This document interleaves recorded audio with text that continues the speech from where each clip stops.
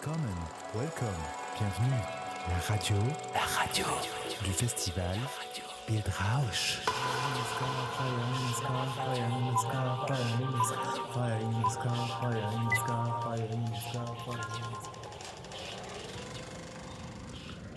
Film Explorer à Bildrausch.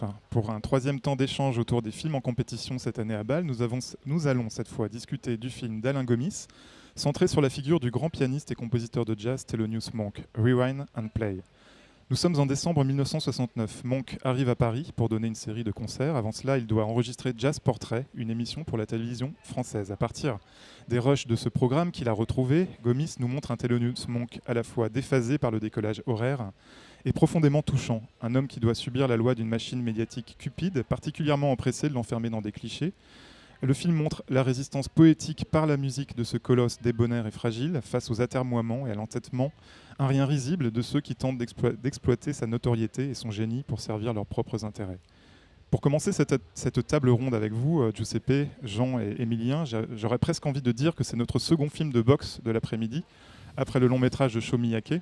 En effet, en resserrant les cadrages de ces plans d'archives sur le visage en sueur et sur les mains de Thelonious Monk, et en rendant compte par le montage d'un enlisement du temps sur le plateau de cette émission qui semble interminable, eh bien, j'avais l'impression de voir un homme encaisser placidement les coups symboliques que lui assonnait ce dispositif ingrat de show télévisé. J'ai l'impression vraiment que c'est un film qui montre un homme en train de lutter contre le storytelling qu'on essaye de produire à partir de sa figure. Qu'en pensez-vous ? Je ne sais pas s'il lutte, je dirais plutôt qu'il s'en absente. C'est ça qui est extraordinaire. Il est dans une bulle, dans un univers, il joue du piano, il est absent de ce dispositif qui s'organise autour de lui et qui essaye de lui faire violence. Pour nous, spectateurs, il y a violence de ces pratiques journalistiques avec un personnage dont vous allez parler qui est magnifiquement ridicule et entêté à faire son métier le mieux possible, mais d'une façon aveugle. Donc Thelonious Monk s'absente et c'est ça son génie. Il est dans cette émergence première de son talent de pianiste et tout le reste lui est à peu près indifférent. Oui, je dirais la lutte, c'est vraiment la lutte d'Alain Gomis.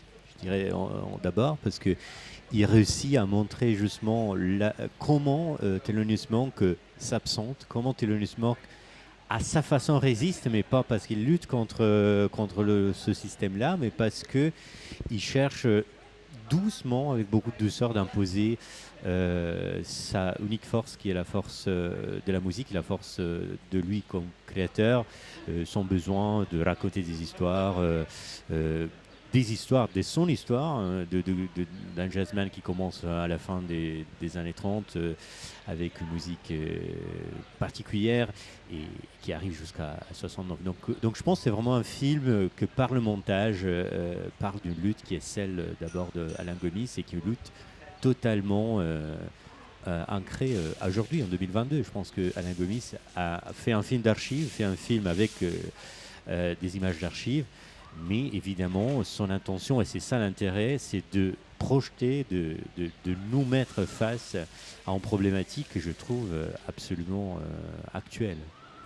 Oui, alors peut-être un peu pour synthétiser, pour aller dans le sens de ce que vous avez dit, c'est en effet Alain Gomis, à partir de l'absence de Thelonious Monk, construit une figure de résistance. C'est l'absence de ce personnage qui est érigé en figure de résistance. Et c'est un geste de cinéma assez incroyable. On voit ce personnage de Thelonious Monk qui s'absente, qui est absent à lui-même et absent aux autres, et qui, de ce fait-là, se refuse aux règles du jeu de la machinerie médiatique. Et la manière dont c'est construit par le montage extrêmement précis, habile et fin d'Alain Gomis est assez exceptionnel. On voit donc un personnage qui semble également sous l'emprise de l'alcool, qui résiste à ce jeu-là. Du début à la fin du film, il nous apparaît comme une figure insaisissable. Et il oppose son irréductible opacité à la condescendance bienveillante du journaliste qui l'interroge, qui tente de l'interroger. Alors, absence de Thelonious Monk lorsqu'il est pris dans les rouages de cette machinerie médiatique dont tu parlais, Émilien, mais retour de sa présence assez incroyable, je trouve, à l'écran dans toutes les séquences. Elles sont assez nombreuses dans le film où il joue et où on a l'impression que là, il érige un rempart, en fait, des remparts autour de lui et pour se protéger et pour renvoyer les coups quelque part. Même si on l'a bien compris, voilà, c'est quelqu'un qui est plus dans l'esquive que dans l'affrontement. Je parlais de match de boxe parce que pour qu'il y ait un combat, il faut qu'il y ait deux protagonistes. Et l'autre protagoniste de ce film, eh bien, c'est un pianiste, un musicien et présentateur donc, de ce show télé Jazz Portrait qui s'appelle Henri Renaud.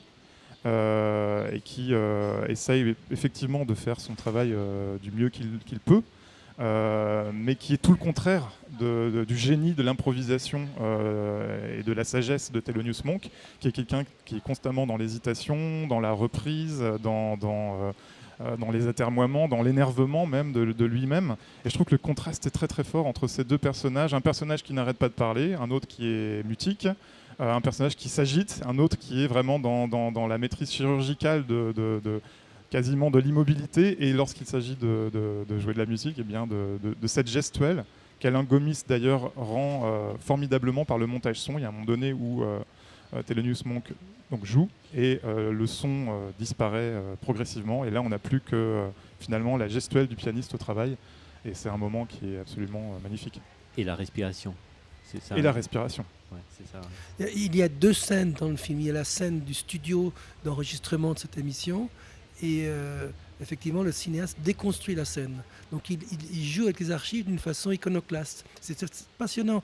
Les archives sont souvent prises à témoin pour des films comme illustration d'un propos existant par ailleurs. Et là, le cinéaste déconstruit. Il met à mal l'archive, permettant à la fois d'explorer la scène du studio avec un journaliste. Je ne suis pas d'accord, je trouve qu'il est particulièrement maladroit. Je trouve qu'il est vraiment pas très bon du tout, ce gars-là. Il est très narcissique. Oui, il y a des moments, notamment Jean, où il n'arrête pas de frotter le micro qui est posé sur le piano Thelonious Monk. Je me demande si ça a été rajouté par Gomis ou si c'est la réalité en fait. On connaît Gomis, il saurait être dans cette douce perversité-là. Hein, tout cinéaste l'est un peu. Donc il y a cette scène-là. Puis l'autre scène, alors, vous l'avez dit, c'est la scène poétique de la création même du pianiste. Et cette scène-là, elle est intouchable. Et le montage, ce travail sur l'archive, cette façon de revenir aussi. Le titre, c'est Rewind. On va en arrière. On recommence au début de la bande. Hein.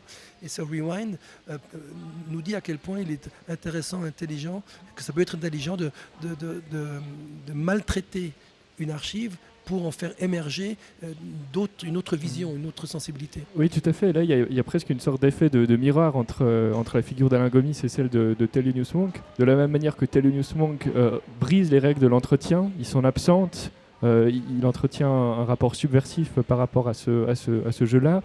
Alain Gomis, comme tu l'as dit, Jean, lui, maltraite l'archive. Donc c'est très intéressant aussi cette espèce de filiation d'une figure à la fois au niveau du contenu du film et à la fois de sa forme. J'aimerais revenir par rapport à la forme du film, un autre aspect que je trouve important, c'est cette idée de rewind. Parce que le film ose aussi répéter des images, c'est une chose qu'on ne fait pas nécessairement suffisamment ou trop peu, je trouve, dans le cinéma. Et donc c'est un film qui travaille sur la mémoire historique, mais travaille aussi sur notre mémoire, dans le sens que nous construisons en tant que spectateurs une sorte de parcours et en rêviant à des impressions qu'on a eues peut-être il y a 10 minutes. Et ce travail-là de répétition, je le trouve assez intéressant parce que pour moi, ça nous rend attentifs un petit peu à la dimension du temps et particulièrement de l'histoire, parce que il ne faut jamais oublier cette date de 69, que pour moi est très parlante et très significative, par rapport aussi à une compréhension du positionnement de cet Henri Renaud, parce que évidemment, il y a l'intérêt de Gomis aujourd'hui de montrer ce film en 2022, c'est par rapport à ce qu'on appelle les études décoloniales, ou une attention à toutes les formes subtiles et pas peut-être si directes de colonialisme. Mais je trouve que ce qui se passe en 69 dans une France qui a déjà entamé le processus de décolonisation, au moins officiellement, s'il se passe quelque chose, une forme ou une attitude coloniale beaucoup plus subtile, moins directe, moins l'exploitation directe, mais qui passe par des petites censures, qui passe par disons ce geste de guider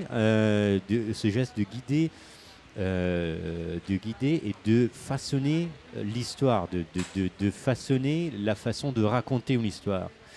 Et donc la date de 69 points, c'est importante, et c'est important surtout qu'est-ce qu'Henri Renaud fait de l'histoire, et qu'est-ce que nous pouvons faire aujourd'hui de cette histoire.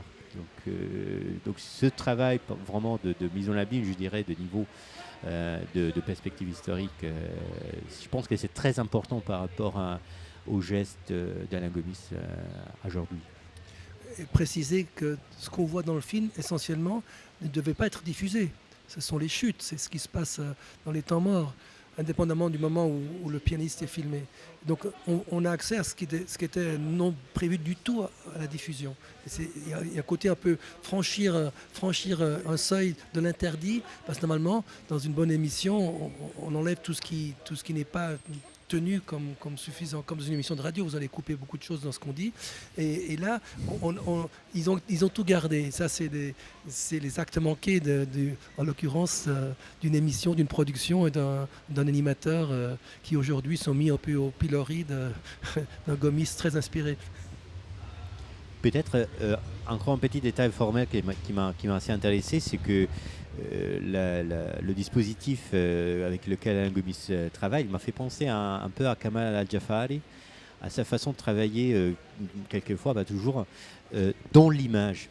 Ça veut dire c'est un film d'archives, ce n'est pas un film de collection d'images d'archives. On est finalement dans une seule image, dans une seule scène, dans une seule séquence. Et le travail, c'est un travail de section, de vivisection presque de la séquence, de rentrer dans l'image, de rentrer dans les détails de l'image. Donc c'est un travail presque d'archéologie de l'image d'archives, plus qu'un travail de collection ou de synthèse ou de construction d'un discours à travers les archives. Donc c'est pour cela que je pensais au magnifique travail et à l'esthétique assumée de la part de Kamal Al-Jafari, que je retrouve dans ce geste assez particulier de Alain Gomis. J'aurais une question. Est-ce que le Gomis recadre dans les plans originaux ? Je pense. C'est pas tout à fait clair, mais ça serait intéressant de savoir. Mais on peut l'imaginer en tout cas, qu'il recadre. Ouais. Et tu parlais de travail d'archéologie, c'est vrai que le minerai finalement qu'il extirpe de ce travail, Gomis, j'ai l'impression que c'est tout simplement le corps, la toute-puissance d'un corps, d'une physicalité comme ça qui transparaît à l'écran, magnétique, et qui est de tous les plans. Même quand on ne voit pas Thelonious Monk dans le film, quand les plans sont par exemple sur Henri Renaud, on sent comme ça cette présence corporelle de Thelonious Monk immobile, mais qui semble irradier quelque chose comme ça. Et je pense que le travail sur le recadrage permet de montrer ce corps comme si c'était quasiment un paysage. Il y a des moments où des morceaux de visage, le nez, la barbe, avec une sorte de panoramique très très lent comme ça qui monte. C'est assez fascinant cette manière de se promener comme ça dans l'image à la rencontre d'un paysage corps qui est celui de Thelonious Monk. Et pour la bonne bouche, l'anecdote au début du film, il est dans un bar tabac à Paris, et il va manger des œufs durs, qu'on trouvait à l'époque sur les zincs. On voyait dans les films de Truffaut. Voilà. Donc ils se font des œufs durs, c'est assez rigolo. Les cadrages, dans tous les cas, moi je pense que oui, pour répondre à ta question, parce que moi je me suis posé la question, s'il n'y a pas de recadrage, le caméraman qui a suivi Thelonious Monk dans cette interview, c'est un génie. Oui, voilà. Ou c'est quelqu'un qui avait déjà tout compris par rapport à... Donc c'est impossible. Qui avait déjà tout compris par rapport à la critique qu'on aurait pu faire de cette situation hors scène. Donc je crois. Mais il faudrait interroger Alain Gomis. Ou ce serait alors le fameux génie télévisuel dont parlait un critique bien connu. Mystère. Nous le saurons peut-être à un prochain épisode. On vous retrouve très vite. Merci. Willkommen, welcome, bienvenue. La radio du festival Bildrausch.